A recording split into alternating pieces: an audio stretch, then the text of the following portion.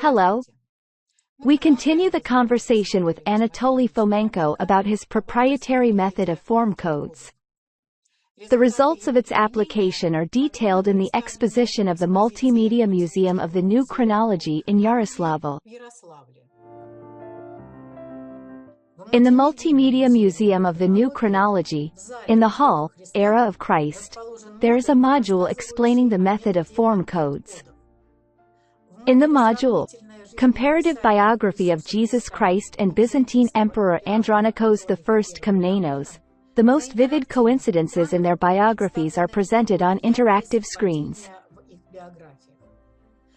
Also, in this hall, visitors can learn who calculated the date of the Christ's birth, and when the modern calendar appeared.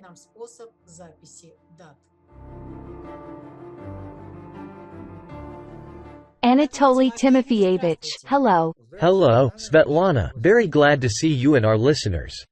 Anatoly Timofeyevich, I want to remind our viewers that you and Gleb Nasovsky, applying the method of form codes, discovered 124 reflections of Jesus Christ in historical documents and literary works. In our last podcast, you talked about overlaying the biography of the Byzantine Emperor Andronikos I Komnenos on the biography of Jesus Christ. Today, I ask you to tell us about another key reflection of Christ in the Russian Grand Prince, Andrey Bogolyubsky. Yes, thank you for that suggestion. It is indeed a very important storyline. I want to say that it is connected not so much with the religious history of our civilization but with its foundation, its basics. The point is, the date of Christ's birth lies at the foundation of our chronology.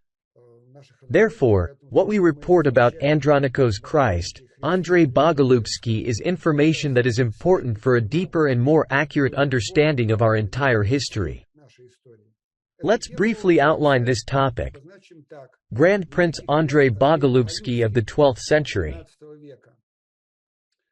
As we have found out, this is Jesus Christ during his stay in Vladimir Suzdal, Russia in the 12th century, where he spent a significant part of his life. Prince Andrey Bogolyubsky is a famous figure in Russian history. In particular, he is considered the initiator of a new state order, the first Russian prince who sought to establish absolutism and autarky. This is how our historians of the 19th century described his activities. The fact that the biography of Andrey Bogolyubsky overlaps with the biography of Jesus Christ, Andronikos Christ, was discovered using the form code methodology. Of course, now we will not list all the points of the form codes in detail but will focus on some vivid events that well explain the discovered overlay.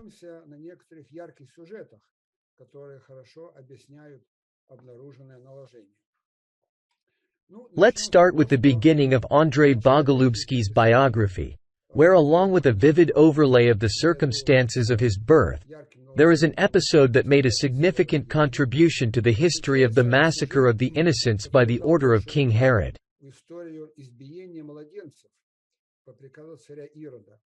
It is described in the Gospels. In Russian history, this event is reflected as the murder of the young princes Boris and Gleb, along with their young courtiers, ordered by Prince Sviatopolk the Accursed.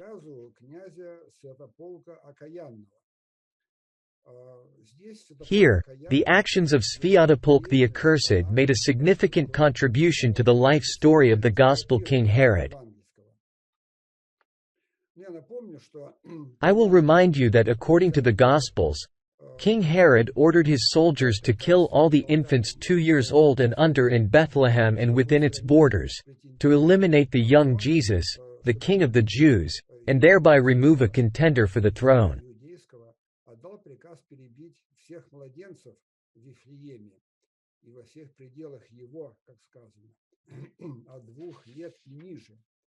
This famous story has found its reflection in a vast number of Christian images, paintings, frescoes, and mosaics.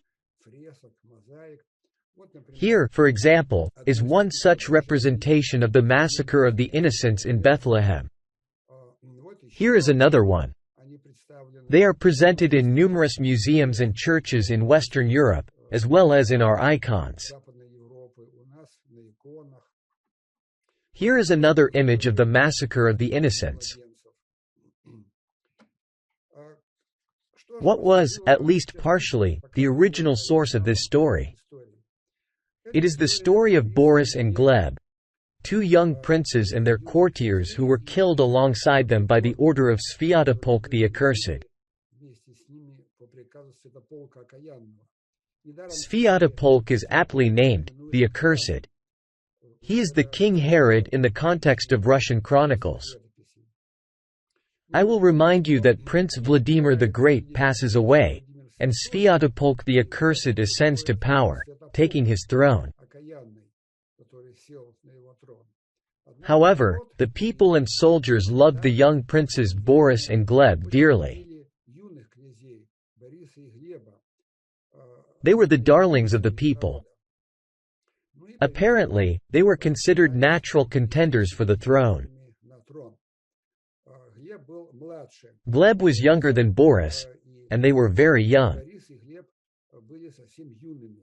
According to the chronicle, they were just out of tender age. Sviatopolk decided to eliminate Boris and Gleb, along with their associates, to rid himself of contenders for the throne. He secretly summoned his advisors and military commanders and ordered them to kill the young princes. The assassins went and found Boris and Gleb. First, they killed Boris. The brutal killing of Boris and Gleb by the soldiers is quite vividly described. Here is an icon depicting our famous saints, Boris and Gleb. After Boris's murder, as the chronicle states, soldiers of Sviatopolk the Accursed killed many other youths who were with him. Then they went and found Gleb.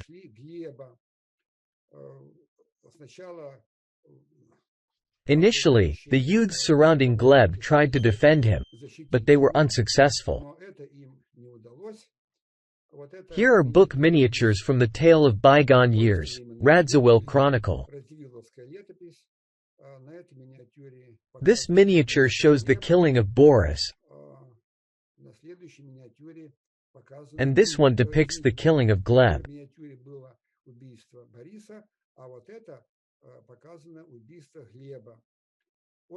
Gleb's young associates tried to wield weapons, but several of them were immediately killed. The assassins seized Gleb and slaughtered him. It was a very brutal murder. The miniature shows how the assassins killed the young Prince Gleb. His body was taken out of the boat and left in a remote woodland. This atrocious murder is reflected in many chronicles and tales of Russian history. It was explicitly stated that Sviatopolk massacred the brothers, massacred the youths, the innocents. This plot made a significant contribution to the story of the Gospel King Herod and the massacre of the innocents in Bethlehem. And now let's take a look at the chronological diagram we have compiled, which presents the key events related to Andrey Bogolyubsky, i.e., to Christ during his stay in Russia. On the right are the dates of Andrey Bogolyubsky's life. It is believed that he was born around the year 1111. The period of his activity in Russia is from 1146 to 1175. In Russian chronicles, the murder of Boris and Gleb is mistakenly assigned several decades earlier. Here is where this story is located. Here is Vladimir the Great. Here is Sviatopolk the Accursed, also known as King Herod. Here is the murder of Boris and Gleb. that is, the Gospel Massacre of the Innocents.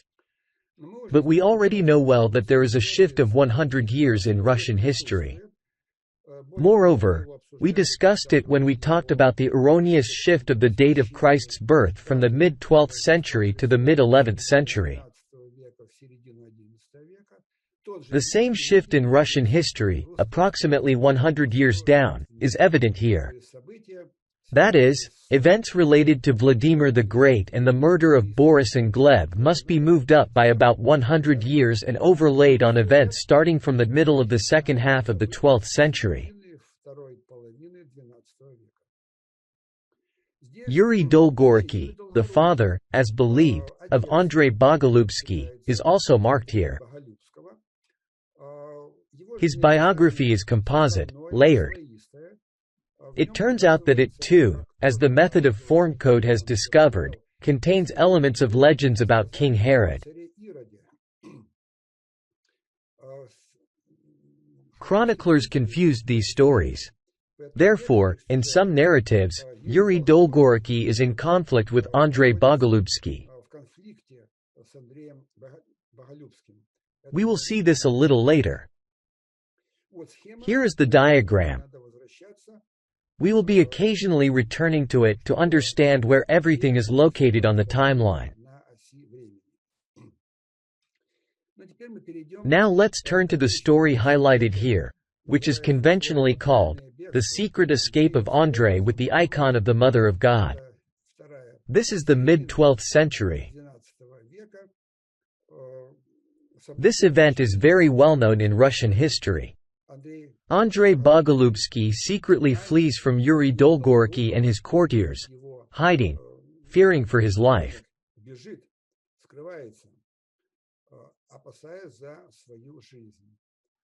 As is believed today, it was the secret escape of Andrey Bogolyubsky with the icon of the Mother of God from Yuri Dolgoruki.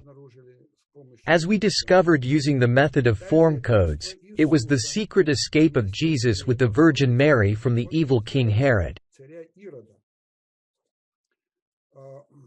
Our chronicles speak about this fairly openly, though not very detailed.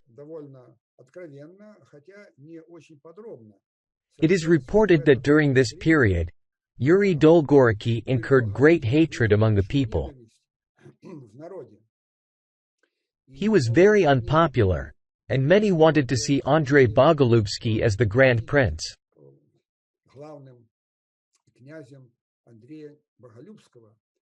Eventually, a conflict arose, and fearing for his life, Andrey Bogolyubsky was forced to flee the capital. He fled in secret. It is known that during this escape, he took with him the icon of the Mother of God to protect him from dangers that could come from his pursuers.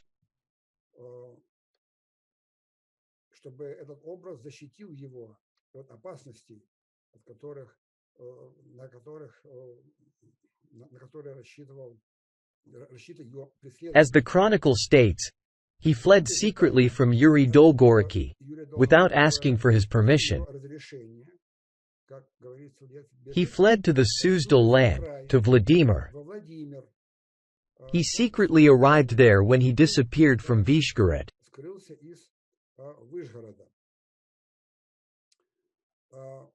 Commentators describe this escape as an unprecedented escape from Kievan Rus. As we understand, it was actually from Tsarograd. As the chronicle says, he fled from the evil happening there. This escape was accompanied by a special divine blessing. So, Andrey Bogolyubsky flees, hiding from enemies, from Yuri Dolgoruki. Next, is a very interesting description of the icon of the Mother of God, which from this moment accompanied Andrey in many crucial events of his life.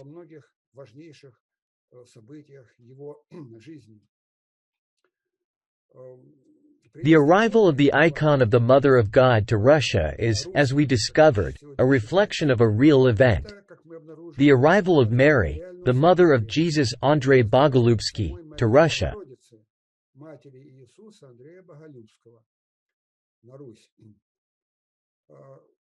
Moreover, in 1155, as believed, several miraculous events related to this icon occur.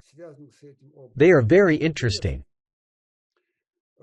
In brief, the essence is very simple. Russian chronicles say that the icon of the Mother of God appears to be alive. It is animated. As the chronicle says, the icon would come out of the shrine by itself. The first time it was seen standing in the middle of the church. Then, when supposedly the icon was moved to another place, it left that new place, turned toward the altar, and walked around the church.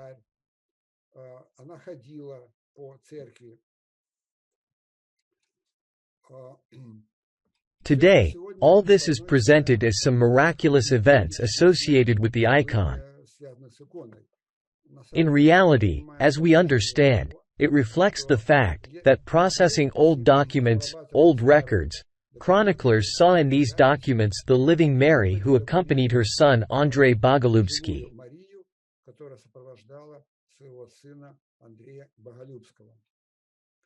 The chronicle reports on the second miracle. The Mother of God appeared to Andrey with a manuscript scroll in her hands and instructed him not to proceed further, so they stopped in Vladimir. Again, the chronicle says that, supposedly, the icon guided Andrey to make this decision. As we understand, this refers to the action that the Mother of God took, who accompanied Andrey in his escape.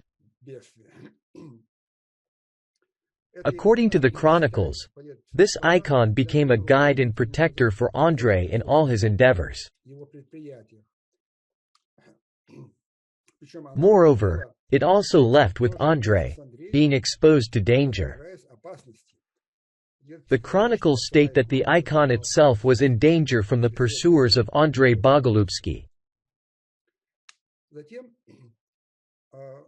Then the miraculous events associated with the icon are repeated in 1169. Let's look at the classic depiction of the sorrows of the Holy Family. This is Dürer's woodcut, The Flight into Egypt. The next storyline in Russian history is also connected with the animated living icon of the Mother of God and Andrey Bogolyubsky. As it is believed, in 1169, the Mother of God personally addressed Jesus Christ with a request not to take Novgorod by assault. Andrey Bogolyubsky immediately agreed. This is a very vivid event. In that year, Andrey Bogolyubsky sent an army to capture Novgorod. A huge army of Andrey approached the city. The city prepared for defense, closed the gates, and defenders climbed the walls. But Andrey's approaching army was so large, so powerful, that the city defenders were frightened. They did not expect salvation. And suddenly, as the chronicle writes, the Mother of God turned her holy face away from the attackers and addressed the city, and tears fell from her eyes. Archbishop Ilya of Novgorod exclaimed that it was a wonderful miracle, that the icon could shed tears. And he directly addressed Mary. Queen, you give us a precursor that in this way you intercede before your Son and our God, Jesus, for the salvation of the city.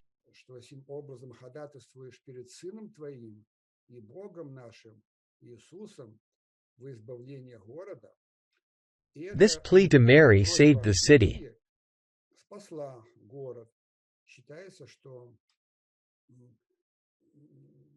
It is believed that Andrey Bogolyubsky's army retreated from the city.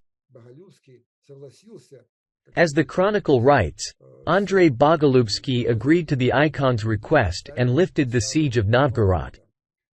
This event is considered a miraculous intercession of the Mother of God for Novgorod. By the way, our famous holiday, the Feast of the Holy Icons of Our Lady of the Sign, is celebrated on November 27 in honor of this event. This is a vivid event in which, although the chronicles speak of the icon, the genuine event of the mid-12th century is noticeable: the involvement of Mary, the Mother of God, and Andrey Bogolyubsky Christ in the events in Russia, the siege of Novgorod. Mary asked her son to lift the siege, and this request was granted. Thus, the identification of Jesus with Andrey Bogolyubsky is quite clear. It's no wonder the chronicles note that Andrey took the defeat of his army calmly. This is understandable because he fulfilled the request of his mother, the Virgin Mary. Here is another icon depicting this famous event: the installation of the icon of Our Lady of the Sign on the walls of Novgorod, and Andrei's army retreating from the city.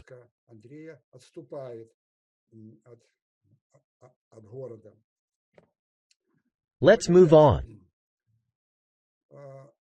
I'll skip further overlays of the biography of Andrey Bogolyubsky onto the life of Christ and Andronikos Komnenos using the method of form codes.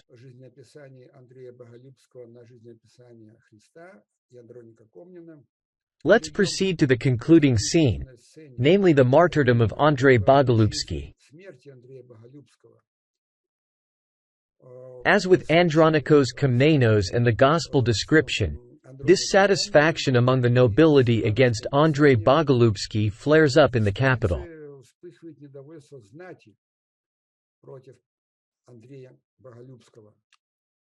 It turns out that Andrey Bogolyubsky, like his duplicates, provoked great irritation and discontent among the nobility in the capital. Andrey forced the nobility to react in this way through what is considered a new and unusual policy in Russia.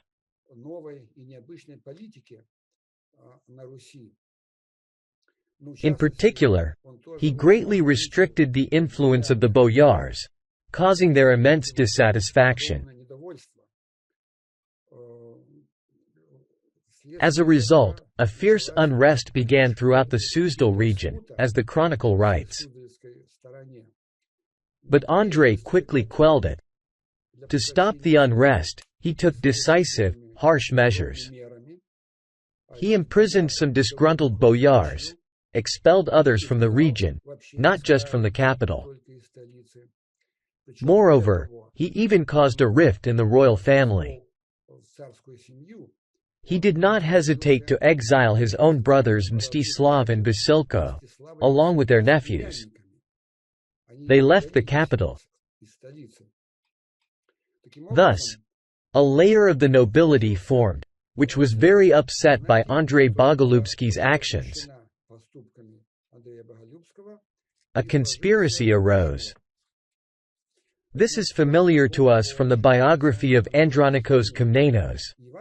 The Gospels say the same thing: a plot was laid against Jesus Christ. In Russian history, the main instigator of the conspiracy is named Peter Kuchkov, according to Russian chronicles.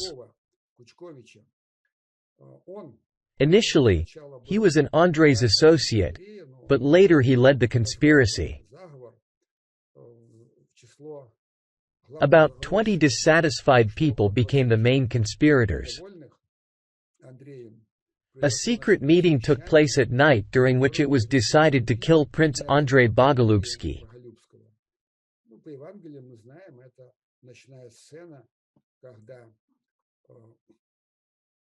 According to the Gospels, we know that this is a nighttime scene when Judas leads Roman soldiers into the Garden of Gethsemane, points out Jesus to the soldiers, and Jesus is arrested. Some apostles of Jesus try to prevent the arrest. Apostle Peter, with a sword blow, cuts off the ear of one of the attackers. This is described in the Gospels. A multitude of people came to arrest Jesus.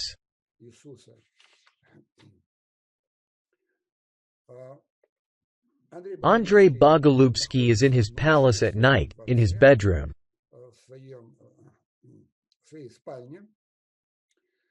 Conspirators break in at night, cruelly torture and kill him. It is vividly emphasized in the narrative that Andrey's wife, the closest person to him, turns out to be a traitor. She joined the conspiracy. Along with the conspirators, she bursts into the bedroom, shows them where to go.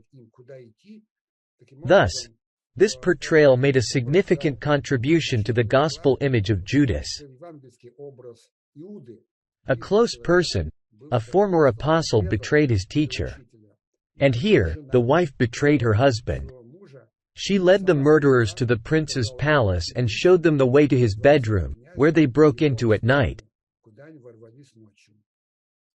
Here is a miniature from the Radziwill Chronicle depicting the attack of conspirators on Prince Andrey Bogolyubsky. His right hand is severed. I'll remind you that the plot of the severed right hand is one of the prominent themes in the story of Andronikos Komnenos.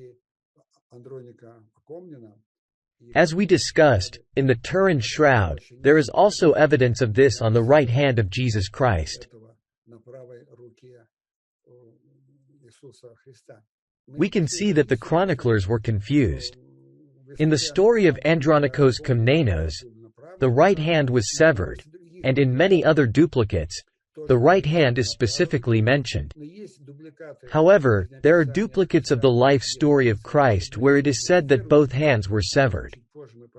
We'll discuss this a bit later when we talk about the death of Osiris. In the Russian version, at least in the miniature, we see that the left hand is severed. In the chronicle itself, it is mentioned that the right ear and hand were severed.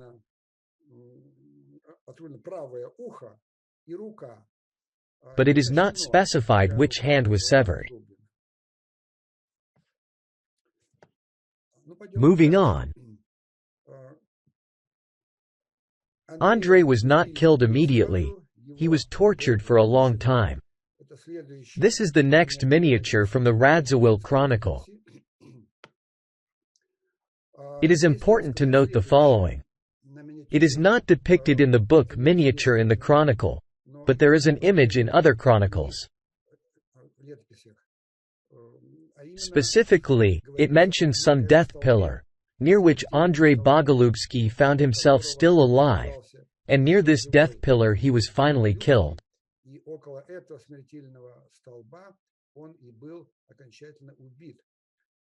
Of course, this event contributed to the crucifixion of Andronikos Christ on the cross. Sometimes texts spoke of execution on the pillar, and in our texts, it is said that Christ ascended the cross. In the Russian chronicle narrating the death of Andrey Bogolyubsky, it is said that he was sitting near a pillar, where he was killed. This is the same storyline. The prince ascended the pillar and was killed near this pillar. The chronicle reports that he received a mortal blow with a spear. This is depicted in the miniature from the Radziwill Chronicle. It is said that the spear pierced his ribs. This is exactly what is mentioned in the Gospels and in the story of the torture and crucifixion of Andronikos Christ. Here in the miniature, a spear strike into the ribs is strengthened by a sword stab into the ribs. Here is a very brief summary, without details, of how Andrey Bogolyubsky was executed.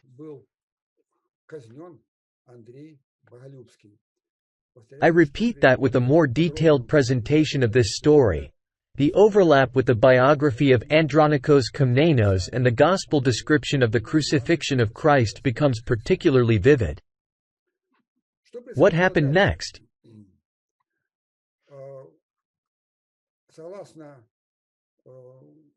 According to the Gospels, the traitor who betrayed Jesus, namely the former apostle Judas Iscariot, hanged himself. He perished.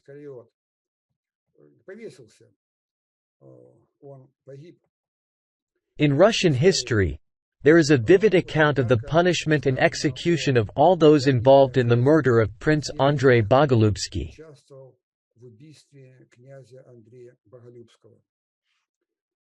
Russian chronicles pay special attention to Andrei's wife.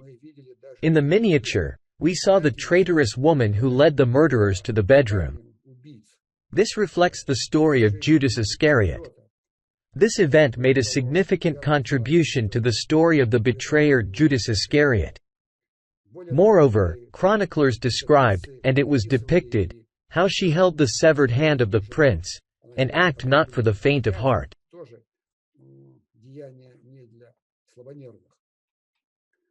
What was the further fate of the treacherous wife and all the murderers? I'll remind you that according to our reconstruction, the revenge for the murder, for the crucifixion of Andronikos Christ, was the Trojan War, which occurred several years after the execution. In the early 13th century, a massive army of Russia Horde and allies, today also called Crusaders, approached Tsargrad.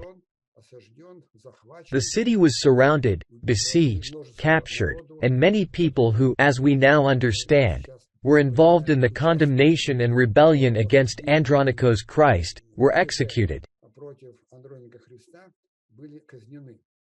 The Trojan War was revenge for the crucifixion of Emperor Andronikos Christ, also known as Andrey Bogolyubsky, in Tsargrad, the capital of the kingdom. Russian chronicles also vividly reflected this event. What was the fate of the wife, i.e., Judas Iscariot?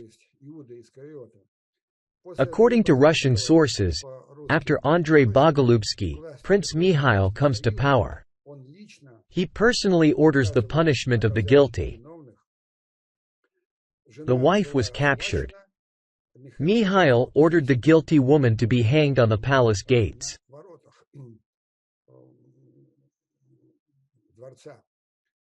I'll remind you that Judas Iscariot hanged himself. According to Russian chronicles, an order was given to hang the guilty wife.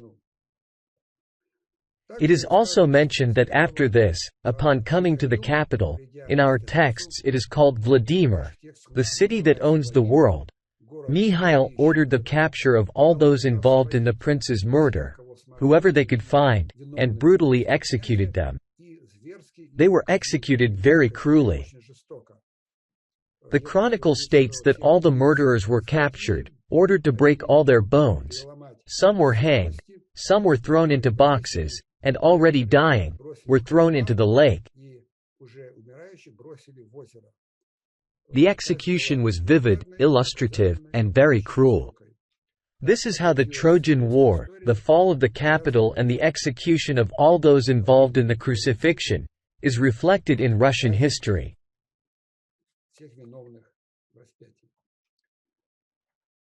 This is a very short story about Andrey Bogolyubsky.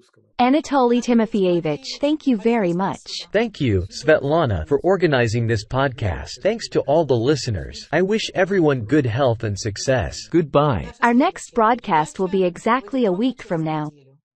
We look forward to seeing you on our channel and at the Multimedia Museum of the New Chronology at 45 Volskaya Embankment, Yaroslavl. See you soon.